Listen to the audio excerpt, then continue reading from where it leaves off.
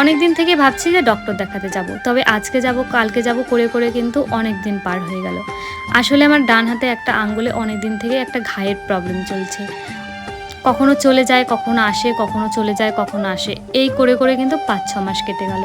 যখনই প্ল্যানিং করি যে ডক্টর দেখাতে যাব, তার ২-৩ দিন আগে থেকে দেখি হাতটা একদম পুরোপুরি ভালো হয়ে গেছে। আবার ১ সপ্তাহ যেতে না যেতে আবার ঘাটা শুরু হয়। এই করে করে চলে গেল ৫-৬ মাস। আমি ভাবছি যে না, এবার তো আমাকে ডক্টর দেখাতেই হবে, কারণ এই হাতে আমার অনেক রকম অসুবিধা হচ্ছে। আমি ঠিকঠাক মতো শ্যাম্পু করতে পারছি না, হাতে প্লাস্টিক বেঁধে আমাকে শ্যাম্পু করতে হয়, বাসন মাজতে পারি না। যেহেতু ডান হাতে হয়েছে আমি কিন্তু ঠিকঠাক মতো খেতেও পারি না, মানে হাত খুব জ্বালা করে। আর এতদিন আমি ব্যাপারটা বুঝতে পারিনি, এটা কিন্তু আমার মানে কিছু খাওয়ার ফলে এই ব্যাপারগুলো হচ্ছে। তবে আমি একটা বুঝতে পেরেছি, আমি কোনো মাছ খেতেই ভালোবাসি না, তবে চিংড়ি মাছটা আমার খুব প্রিয়। আমি যখনই চিংড়ি মাছটা খেতাম তখনই হাতটা খুব বাড়াবাড়ি হয়ে যেত। তাই ভাবলাম হয়তো চিংড়ি মাছটার জন্য এই প্রবলেমটা হচ্ছে। তো ডক্টর যখন দেখাতে গিয়েছিলাম তো সেখান থেকেও বারণ করেছে চিংড়ি মাছ খেতে। আরও হয়তো অনেক কিছু খাওয়ার ফলে এই প্রবলেমগুলো হচ্ছে, তবে আমি সেগুলো এখনও পর্যন্ত বুঝতে পারিনি যে কী খেলে আর এই প্রবলেমগুলো হচ্ছে।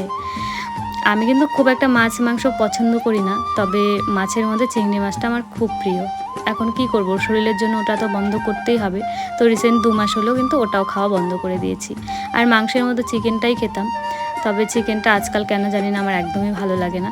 তো ভাবছি খুব তাড়াতাড়ি নিরামিষ হয়ে যাব, তবে পেঁয়াজ রসুনটা আমি একদমই ছাড়তে পারবো না। আর এই যে ক্লিপটা দেখতে পাচ্ছ, এটা কিন্তু সেদিন মেলাতে গিয়েছিলাম, ওখান থেকে শাশুড়ি মা কিনে দিয়েছিল। আর আমি এতটাই পরিমাণে কুঁড়ে আজকে ৩ দিন থেকে কিন্তু আমি চিরুনি করি না, মানে সামনেটা চিরুনি করি, একটা খোপা করি, এখানে ওখানে চলে যাই। আর যখন ইচ্ছে করে যে চুলের খুব যত্ন করব, সেদিন ৩-৪ বার করে চিরুনি করব, এরম একটা ব্যাপার। আর এই যে ব্ল্যাক কালার আজকে প্যান্টটা পরেছি, ২ দিন আগেই আমার বর কিনে এনে দিয়েছে।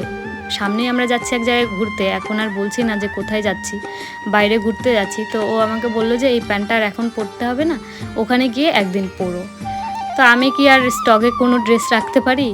তা ও আমাকে বলল যে ও অফিস থেকে আমাকে বলেছিল যে তুমি রেডি হয়ে থাকো, আজকে ডাক্তারটা তোমাকে দেখাতে নিয়ে যাব।